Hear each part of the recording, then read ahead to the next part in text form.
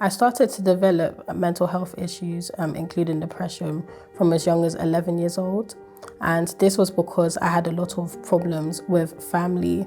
I didn't grow up with my dad being around, and this caused me to be angry inside. And also when I was around the ages of 6, it was when I was first sexually abused.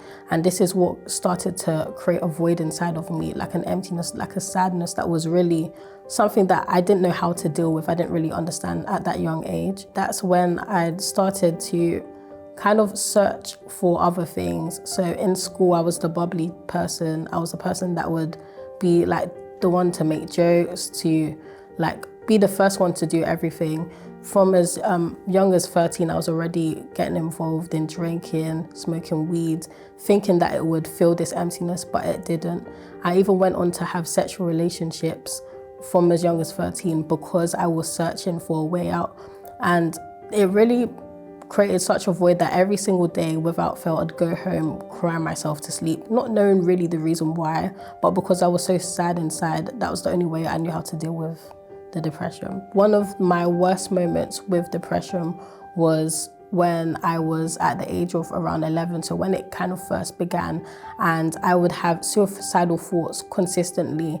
And there was a time when a thought just came to my mind, just go. Like there was a busy road and I said, okay, I'm gonna go.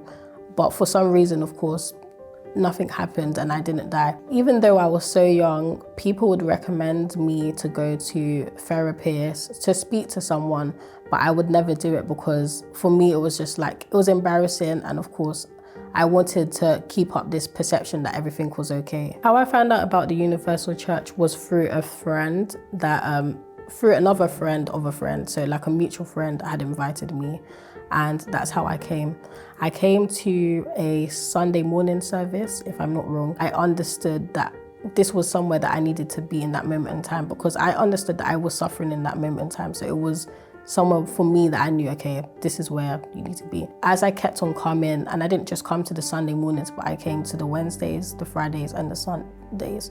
So for me, Friday service was when I would come, like specifically to fight against this, because I understood that it wasn't a physical thing, but a spiritual problem that I was going through. With time, I could see, not just by what someone would say to me, but by me actually using my faith as I was taught in the services, I saw that gradually I was starting to be happier, but it wasn't something that I forced. It wasn't like before where I tried to mask how I felt, but it was genuine, like I was actually happy. I understood for myself that when I received the Holy Spirit, it will fill literally everything that's inside of me that was making me to feel this void. So it helped me to overcome everything. So even like on the outside, things that, okay, weren't internal, but getting along with family, having like a happier and better relationship with my family. It helped me with all these different areas, not just the depression that I was going through. So it was able to transform not just